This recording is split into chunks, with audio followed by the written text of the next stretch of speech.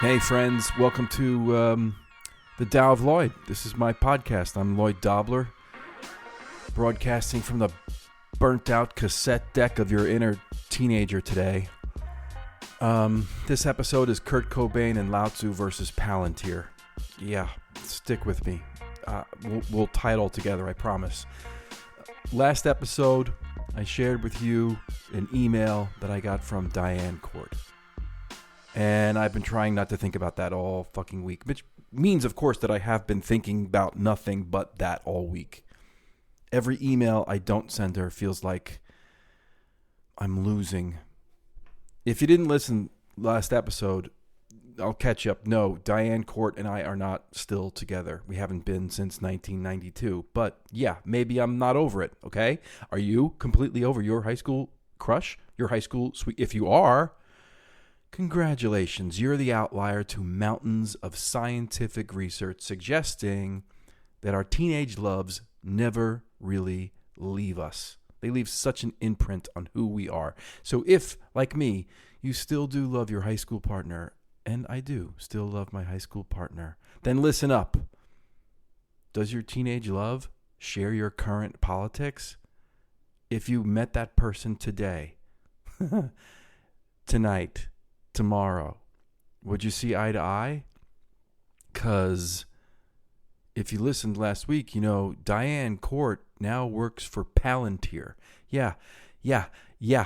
She's the fucking director of Ethical Applications Government Division, which is about as Orwellian as it gets. Palantir, it's the fucking Dungeons and Dragons fanboy turned data mining Death Star.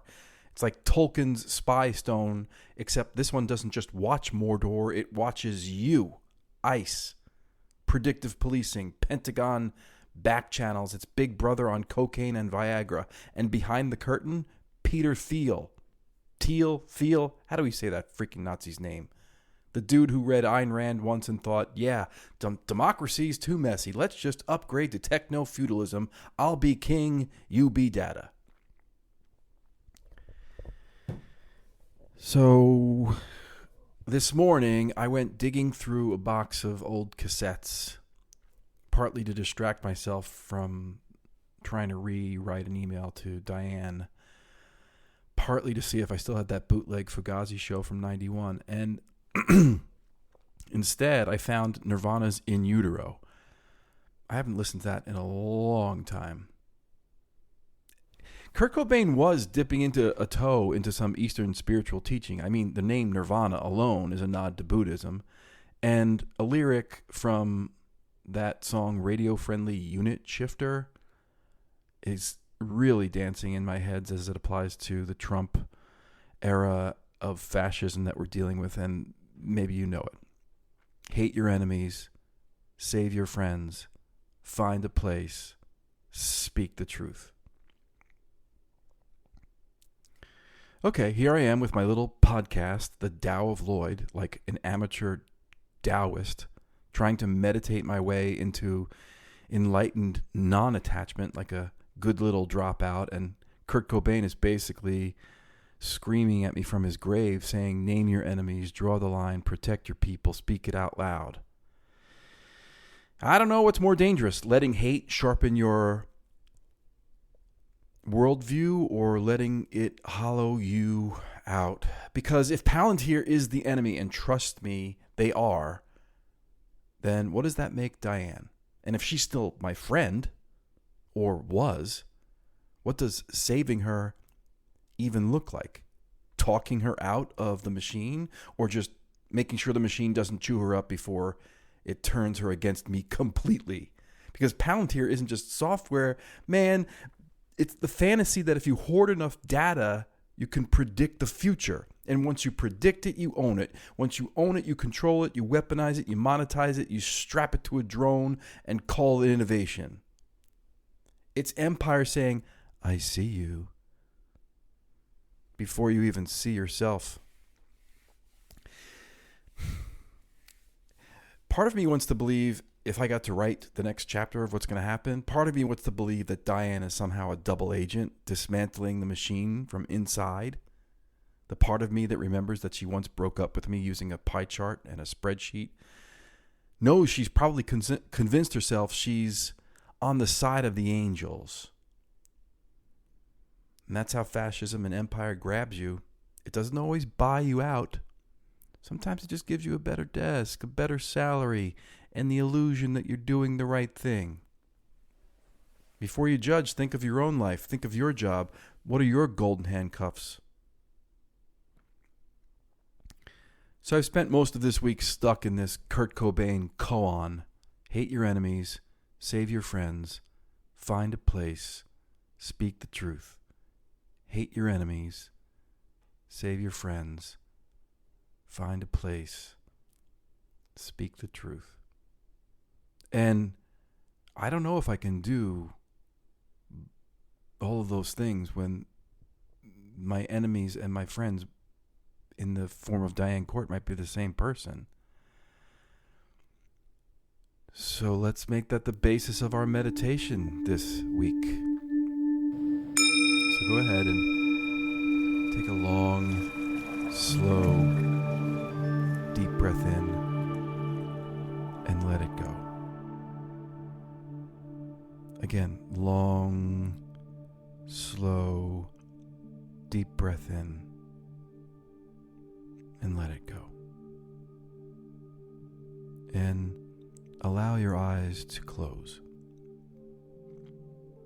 I mean, unless you're dismantling capitalism, publishing the Epstein files, or liberating Palestine, then by all means carry the fuck on, comrade, and ignore me. But if you're not doing any of those things right now, just allow your eyes to close and begin the journey inward. And I'll lead us through the following affirmations, doing my best to look at Kurt Cobain's koan through the lens of Lao Tzu. Because Lao Tzu is the inspiration for this podcast, the Tao of Lloyd. Cobain, you know him, flannel, feedback, heroin chic, shotgun exit, but maybe you don't know Lao Tzu. Maybe Lao Tzu's the opposite. A 6th century dropout who walked out of society on a water buffalo and left behind 81 poems about how forcing things makes them worse. I mean, if Cobain was smashing guitars, Lao Tzu was whispering, "Be the guitar. Let yourself get smashed." Okay, as always, when we do these meditations, your job is just to sit there breathing, silently repeating these mantras. Even when my overactive monkey mind goes off on a tangent, and it will, you just repeat the mantras, okay? I'll get distracted so you don't have to. All right, let's begin. Inhale, hate your enemies. Exhale, save your friends. Inhale, find a place. Exhale, speak the truth. Let's think of those as 4 affirmations. Affirmation 1. Hate your enemies. Cobain said it like a power chord. Rage as fuel.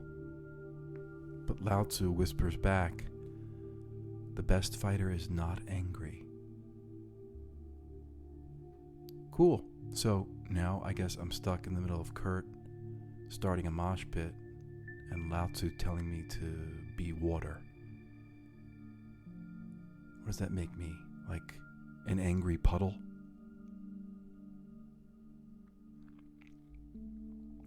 Affirmation number 2, save your friends. Save your friends. Cobain shouting, protect your people, circle the wagons. That Lao Tzu counters, the way spares none, yet nourishes all. Yeah, I mean, this shit is good. Friendship doesn't pay the rent, but at some point, fuck the rent.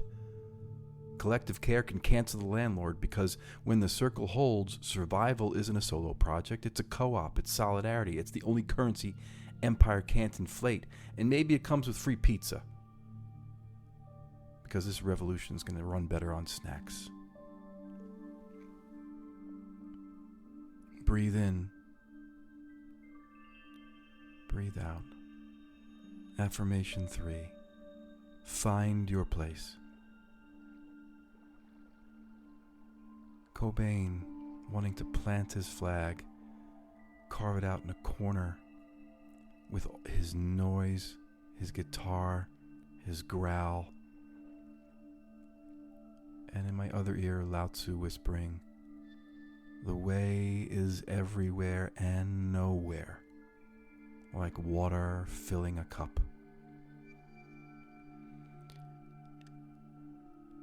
Okay, apparently my place is an abandoned mall food court with half the lights out and a Chick-fil-A sign still buzzing like Empire's last heartbeat. Because that's where my mind always goes when I'm lost, spiritually or geographically, wandering through late-stage capitalism's graveyard looking for enlightenment next to a shuttered orange Julius. Where else would it be? Affirmation number 4. Speak the truth. Which truth? The one they'll let you say? The one that gets you shadow boxed and shadow banned by an algorithm? The one that makes Thanksgiving so awkward that your aunt brings up QAnon just to change the subject? Speak the truth, Cobain screams it raw, even as you can feel it tearing his throat. Then Lao Tzu comes back with, "Those who know do not speak. Those who speak do not know,"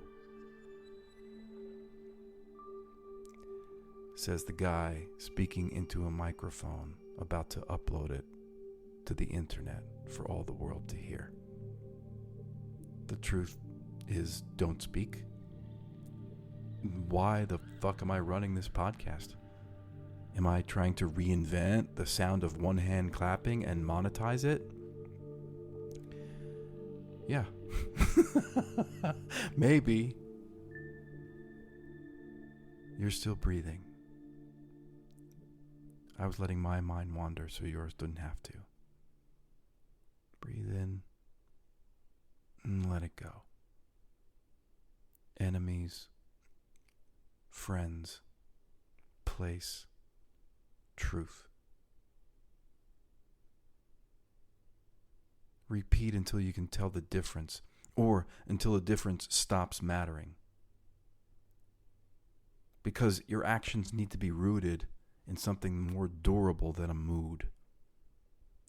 Your actions need to be rooted in something more durable than a mood, something more than just reacting to whatever pops up in your internet feed or drives past you in a pickup truck with a rebel flag or a MAGA flag.